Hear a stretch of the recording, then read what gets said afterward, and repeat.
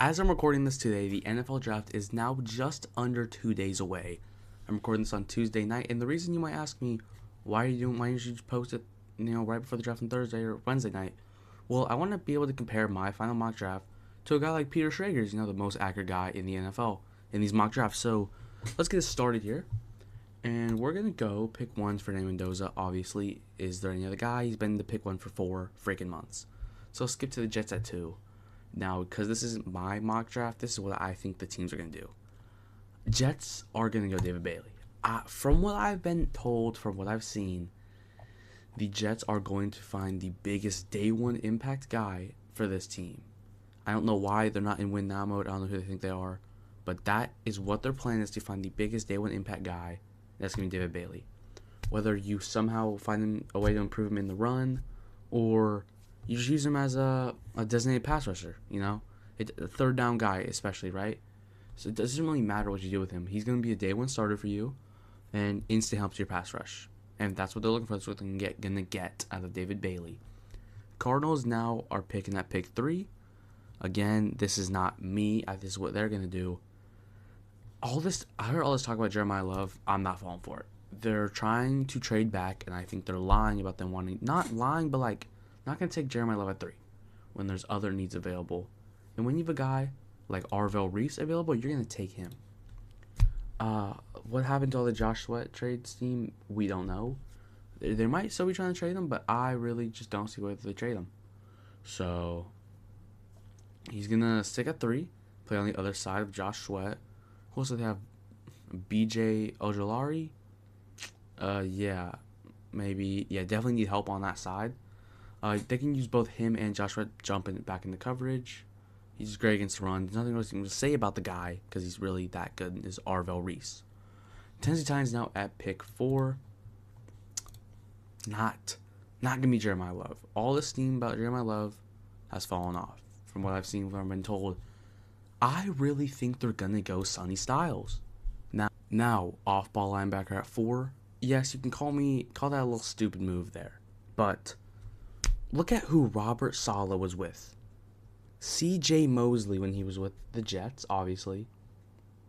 And then look, who else was he with the Niners? Oh yeah, Fred freaking Warner. He's going to get his guy, run his predominant linebacker system there in Tennessee again, and get this dude in Sonny Styles. Giants at pick 5. Never been a fan of this, but with all this team picking up, it's going to have to be Jeremiah Love here. From what I've heard, I don't think the Commanders like him as much as other teams do. And I think the Harbaugh coming in is going to want to continue with his power up the middle run system, which could also, Francis Mauigoa could be a pick. Watch out for that on Thursday. Mauigoa could be a New York Giant, right? They'd probably switch him to guard and just make him run with that powerful guard the whole night, right? So watch that. What you could also think, though, with the Giants is that they could go for Jordan Tyson. Now, they had this 10th pick down here, but we've seen other times. Look at, 2021? Where they picked Kayvon Thibodeau way higher than everyone thought he should be because they wanted him. They had another late pick, but they wanted Thibodeau, and they reached for their guy. So that could be the same thing with Jordan Tyson. So watch out for those on draft night. The Cleveland Browns at pick 6. Again, another hard choice for me. They love offensive tackle, is everything I've been told. They love their offensive tackles. I just don't see it. I don't see them going a right tackle that can move to guard. I just don't see it. I really just don't. I think they just need to go for the better guy, and that's going to be Carnell Tate for me. For them, not for me, for them. Obviously, I'm just going to pick it for them, but he would be my guy at pick 6. I mean, you could go Mauigoa, switch him over to tackle because you have a half-decent right tackle already, but there is no true left tackle to be picked at 6. Whether you think Monroe Freeling or Caden Proctor or even Caleb Longley should be up there in the conversation, there's no true left tackle that is needing a pick 6. Now we jump into the Washington Commanders at pick 7. The Commanders are looking for a guy.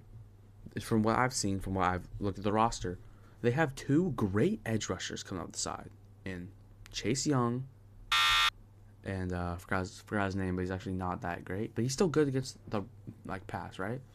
What they're missing a guy is a guy that moves into the interior, right? And that's going to be Ruben Bain for them.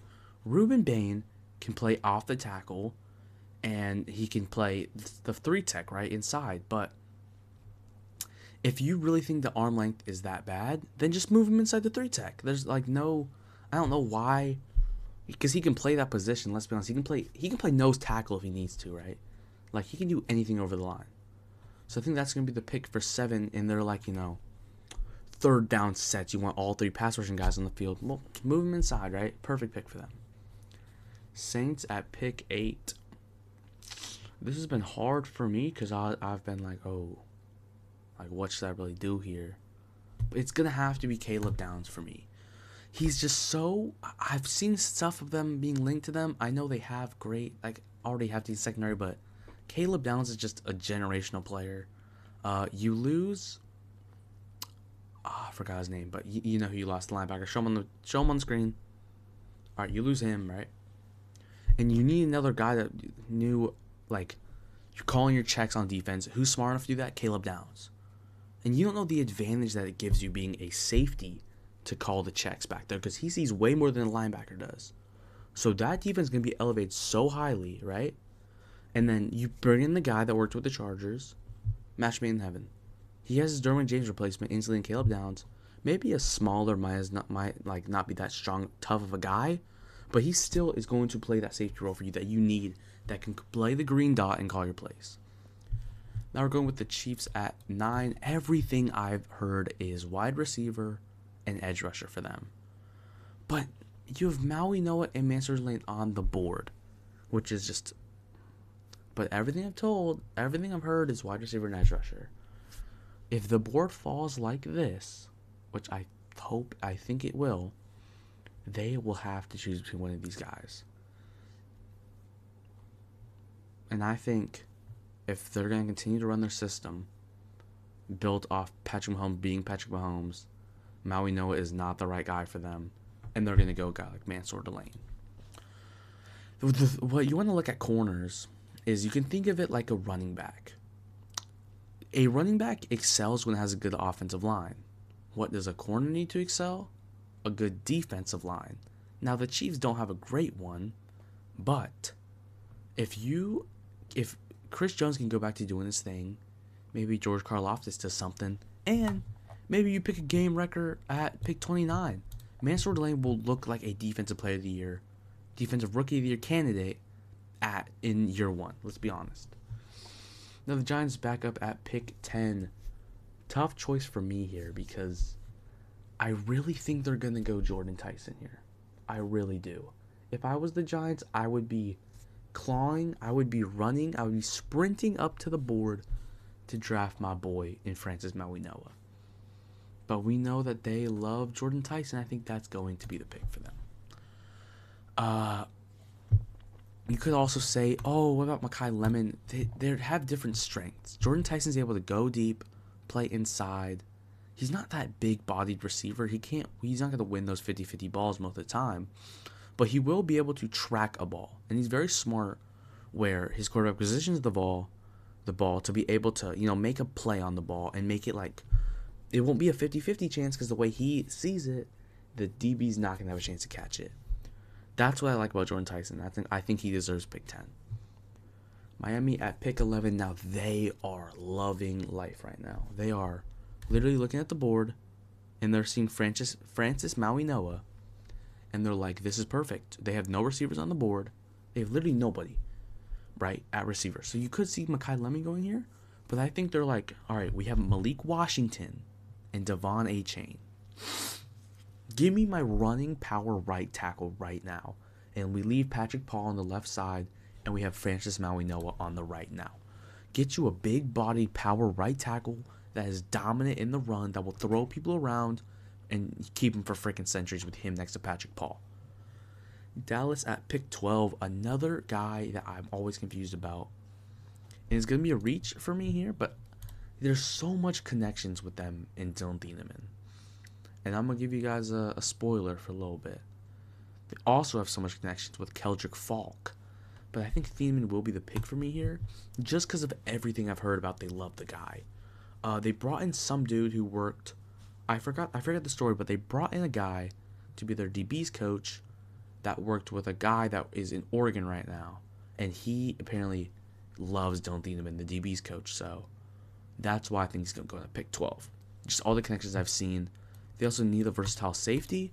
They bring in that guy, I think Jalen Thompson from Arizona. He could be good, but I think I like him more in back playing center field. I think Dylan Thieneman can be your guy up in the box, playing the slot, playing that versatile nickel role that you would need on a modern-day defense.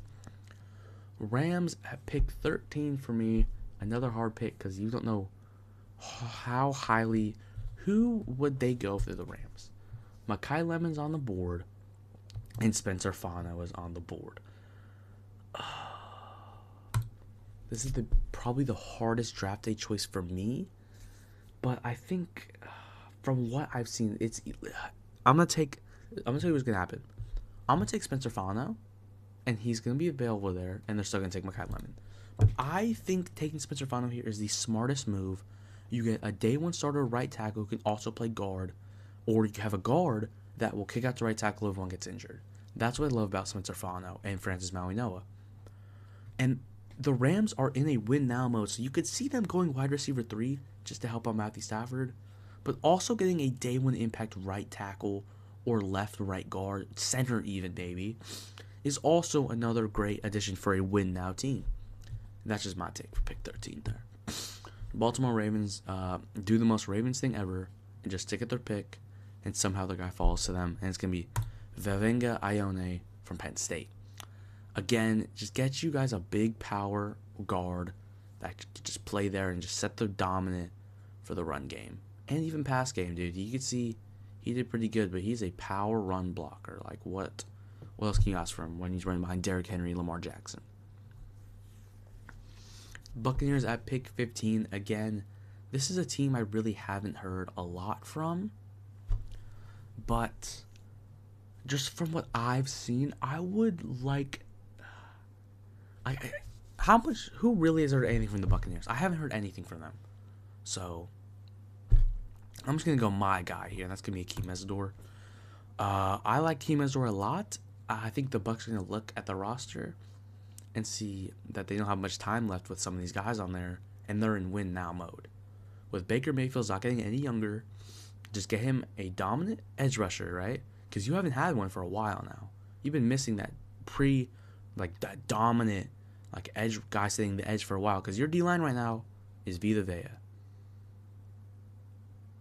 That's all you have right now, let's be honest. So get you that tone-setting edge rusher on the right side or left side, wherever you want to play him at, and he will wreak havoc. Jets at pick 16. This has always been a confusing pick for me here, but because he's available, we're going to have to do it for me. Makai Lemon. I love Adonai Mitchell a lot. Adonai Mitchell is one of my sleepers going into next year for fantasy. I will be drafting Adonai Mitchell next year, and if it doesn't work for me, then I'm cooked. But I will be taking Adonai Mitchell next year. So Makai Lemon, Adonai Mitchell, and Garrett Wilson is going to be a average wide receiver room for you. And I think the Jets are okay with that. You have Geno Smith throwing the ball, right? You pick up your guy in David Bailey at pick 2. Now you pick another offensive help at pick 16 with Makai Lemon, who can play in the slot and can play outside. I think you can just move him and Adonai Mitchell around wherever you want, and then leave Garrett Wilson on the other side, and he'll just wreak havoc over there too. That just leaves a very balanced receiver room now in New York. Or New Jersey at this point. Detroit Lions at pick 17. Sorry. Another tough choice for me, but just looking at who Dan Campbell has, it's going to have to be Caden Proctor. Now, I think the PFF rankings doing him dirty. There's a ton of people that have him ranked super high. Like top 10 pick to the Browns at 6 high, right? So, I'm not saying go him over Monroe Freeling, but it's just who do you want more? They're both very athletic. They're both very raw athletic prospects. Monroe Freeling's a bit more raw than Caden Proctor, would maybe have a little more upside, but he doesn't have the ability to move into guard. Caden Proctor also is what? 6'7", 366. That is kind of a problem for him in guard also, but he's pretty pretty balanced last year. I'll say so. That's why my take is Kane Proctor. Also, Dan Campbell. We seen that dude line up as fullback and as wideout. That Dan Campbell is foaming at the mouth. He's seeing that from a left tackle. Minnesota Vikings at pick 18. My team.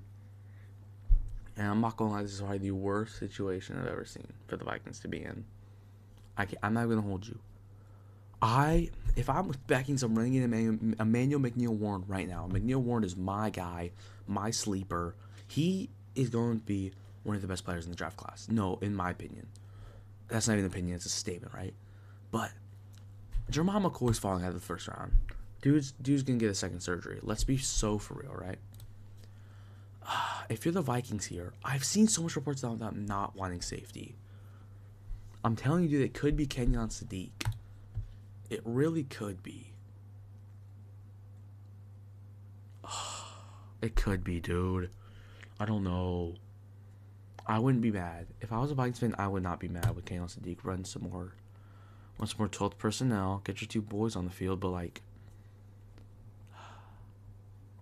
See, it could be Caden McDonald, too.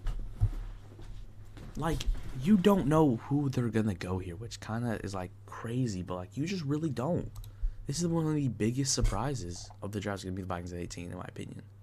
Because if Dylan Thieneman's not there, I'm not even a big fan of Dylan Thieneman. I don't even think they'll go him if he's available at 18, right? So I'm just going to take my guy in Emmanuel McNeil-Warren, which might be high for you guys. He's probably about, I have him ranked about 14 on my big board. Yeah. Oh, what the heck am I doing? Yeah. So, Panthers at pick 19 come out with a steal and take the guy in Kenyon Sadiq. When you look at the Panthers, I see a lot of people mocking, maybe like an Omar Cooper, a Casey Concepcion to them, Denzel Boston, right? They don't need more receivers. They need a pass catcher that's not a receiver. Now, could that be running back? Maybe. Not at pick 19. So get him a tight end who can also stretch the field and do whatever you need on those early downs. Dallas Cowboys at pick 20. Also looking at the board. Avon Terrell's off the board, in my opinion, right? You take your guy in Dylan Thieneman. So you could look to outside corner, right? This is why Jermon McCoy could be in play if dude didn't need a second surgery, which is why I think he's going to fall out of the first round. So I think this is too early for Colton Hood. Although, if you're a Dallas fan, you probably wouldn't be mad at it because Colton Hood's a dog, right? So I think... Yeah, I don't know what I'm talking about. We're going to go Keldrick Falk here. All the things I've heard from them, they get an edge that can set the tone on the edge because they bring in Rashawn Gary, who... is he even good anymore? Is he even good is the question. So, you get a guy that can set the edge. He's very athletic, and people like clown him for his pass like production, right? He's not getting much sacks. Dude had 7 sacks last year. And the way he gets sacks might not translate to the NFL, and he will need more, like, pass rush moves. But you're not going to take this guy to be a pass rusher. You're going to take him because he's a dog on the outside that's setting the tone for the run. And because he's 6'6", and moves like a freaking wide receiver, right? That's why you're taking him. The Steelers at pick 21. Now, I haven't heard much about the Steelers. Right? That's the one thing.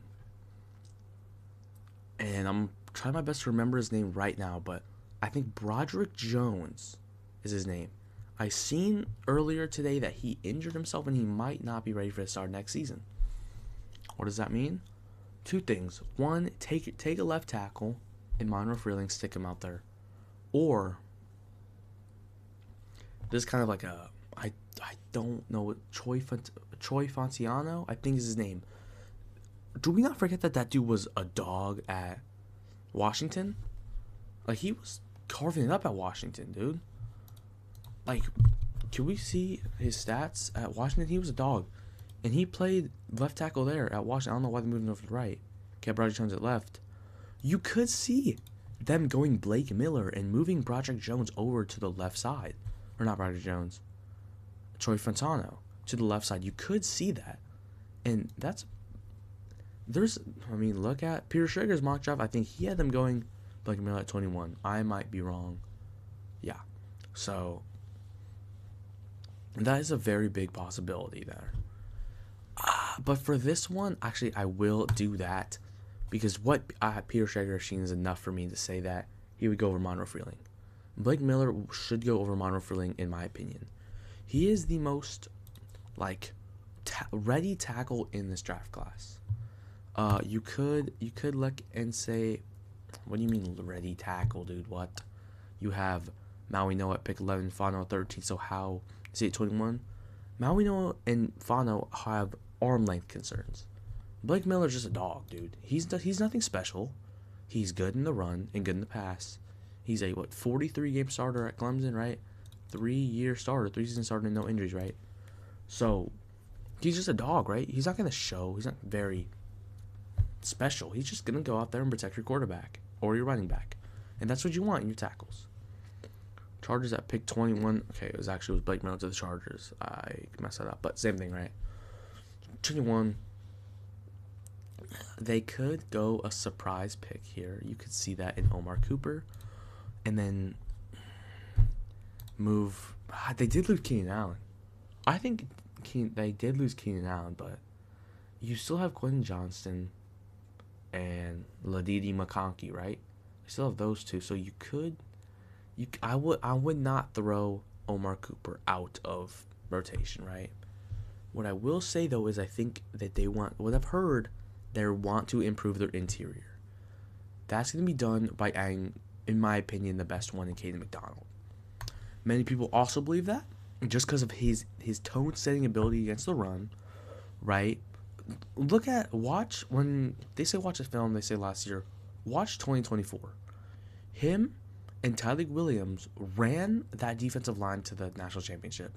He was in there every single play, freaking stuffing runs and letting nothing through, right? And you look at last year's film, right? He showed how dominant he is in the pass game also, right? He was never a big guy that was gonna go make a play in the pass game, but look at him last year. He was balling out, getting all these pressures and sacks and stuff, right? So that's why he's my number one tackle in this class, and that's why I have him going 22 to the Chargers. Philadelphia at 23. You could look for your Lane Johnson replacement. And now that you're losing A.J. Brown, you could look for your wide receiver replacement. Although I don't think they are at pick 23. Because they're going to look for a guy.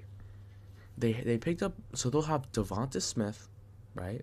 Who can play outside, play inside, versatile. Dontavian Wicks.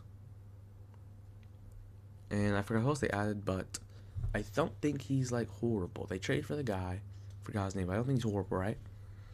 So I think they're clear on receiver. I think they're not going to go tackle in this draft. Because you want to look at right tackle. Is this a little too early for Max Iannaccio? I think so. Caleb Lomu and Monroe Freeling are the only left tackles left in this class. And I think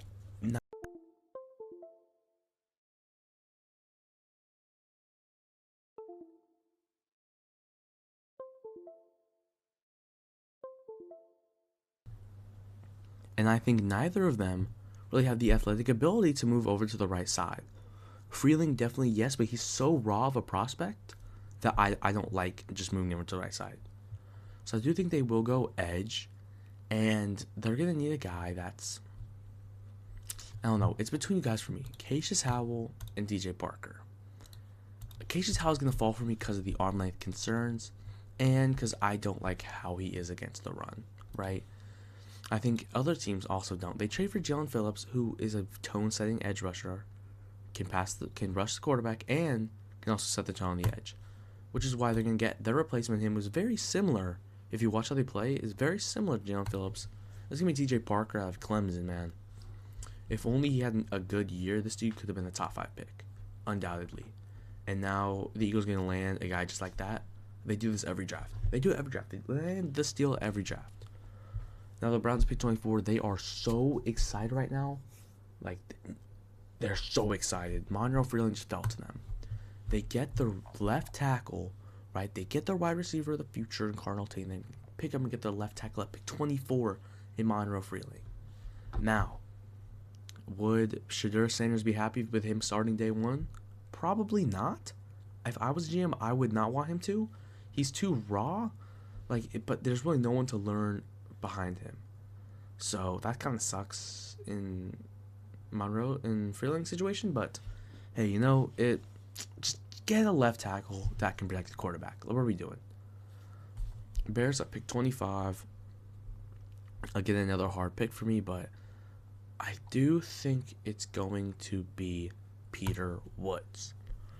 They lose all their safeties, but all 3 safeties are gone so far. CJ Allen could be in talk. I would say could be there, but then they go and sign I forgot who they signed. Doesn't matter. They signed a linebacker. I'll remember it later, right? They signed Devin Bush, right? More pass than run, so you could still get CJ Allen. But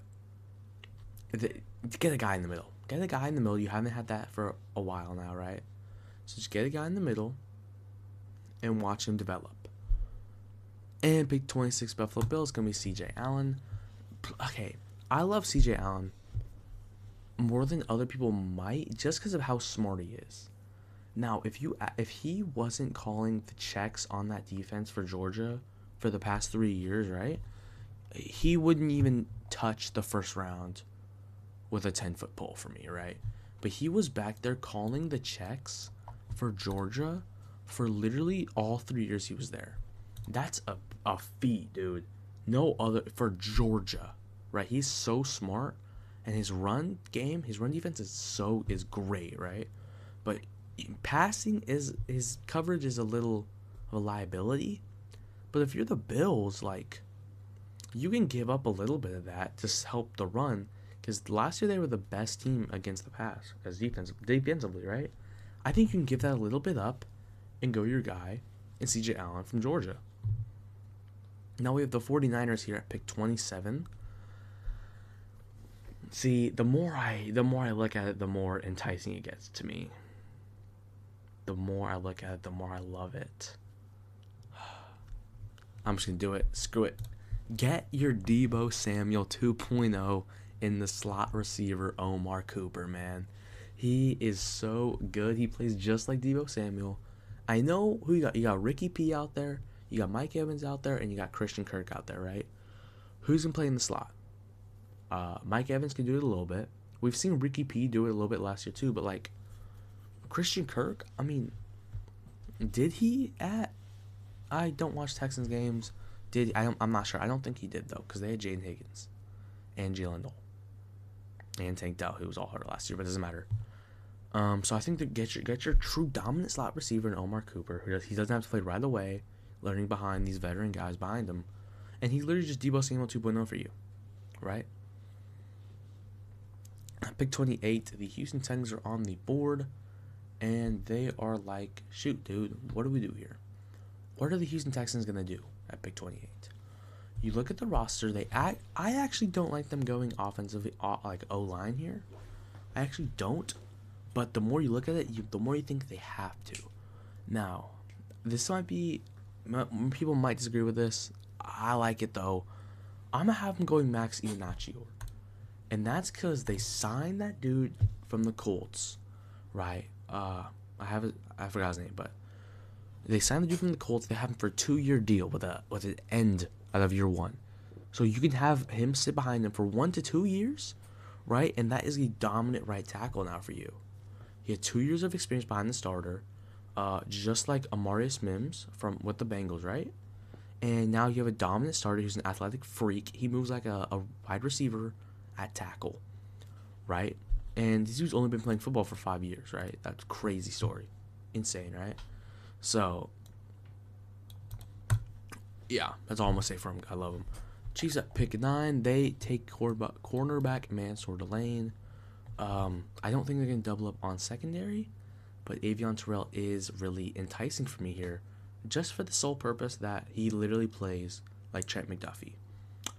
Problem is, though, Avion Terrell, in my opinion, from what I've seen, right, I love all these players. They play so great, but in my opinion, I don't like him as an outside corner, right?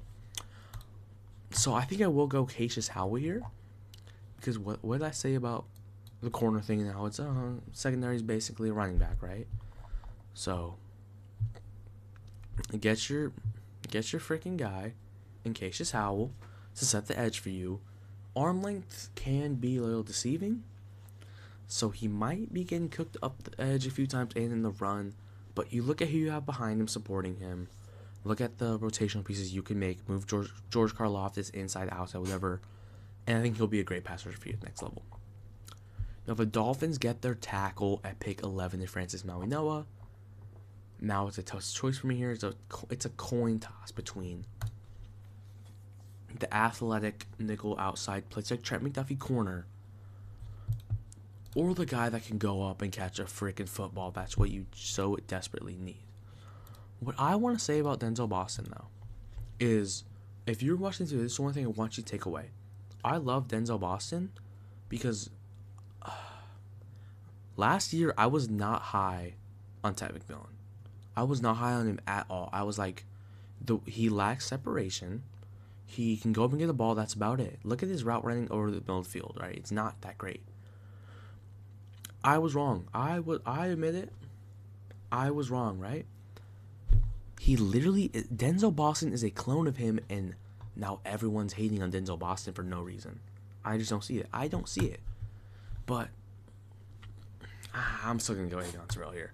He's just too much of an impactful defensive player that you like. He's so impactful, bro. Play him outside, play him inside. He can go deep, right? He can do everything for you in a defense that's so depleted that has really nothing other than a half-decent defensive line, right? So he will look good with the defensive line, get up and pressing the quarterback for you.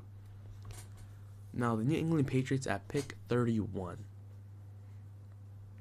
I don't know what they're going to do here. Not going to go Denzel Boston because they already got their guy, right? And they're going to trade for A.J. Brown, let's be honest. It's basically already happened. So, nothing on the board really looks out to me. Caleb Banks, but he's coming off of that foot injury. I don't think he'll go first round. He deserves to. He's an athletic freak, right? He might go to the Niners at pick 27. Another thing I forgot to mention, he could go to the Niners at pick 27. But he's just an athletic freak. The foot injury is going to knock him down a bit. There also is no true tackle on the board for them to take. All the right tackles are gone. Caleb Lomu is not going to go switch to right side for you. Who else is there? Jennings Dunker, I think, is a right tackle. Yeah. Not going at pick 31. Let's be real. This could be a team where I could see them trading down. If Ty Simpson is available here, they would more than likely trade down. That's just what I think is going to happen. Same with the Niners. You can also look at the Niners as a trade down team. And the Bears, but all those other teams I like. But for them in this situation, what do I think is going to happen? They have a decent receiving room now. They have Christian Gonzalez in that secondary. They didn't really lose much heavily. I think I will have to go Caleb Banks, though. He doesn't have to start right away, which is the most important thing for me. He doesn't have to start right away. He can sit there, still heal from his foot, and come back and be an absolute baller for your defensive line. Pick 32 with the Seattle Seahawks. From everything I've seen, it has to be Jadarian Price. From everything I've seen, it's going to have to be him. And that's going to be the final mock draft. I will be posting a video. Actually, I'm not going to guarantee that. I might not post it, right? But I will definitely be seeing what I did differently to a guy like Peter Schrager did. So that will be interesting. But this is my final mock draft, combining what I think that they're going to do and a little bit of what I would do, right? So this isn't a fully GM. If I was the GM, this would not be what my mock draft would look like. Half these picks would be different. But just from what I've learned from these teams and their staff, this is what it's going to look like. So if you guys enjoyed this video, make sure you guys come back after the draft because I'm going to be breaking down everything you need to see. Right after day one, I'm going to be dropping a video saying grading every single prospect, every single day one prospect, and I hope your team is probably up there with the good prospects, or else they drafted bad. So I will see you guys in another video. So have a great freaking rest of your day.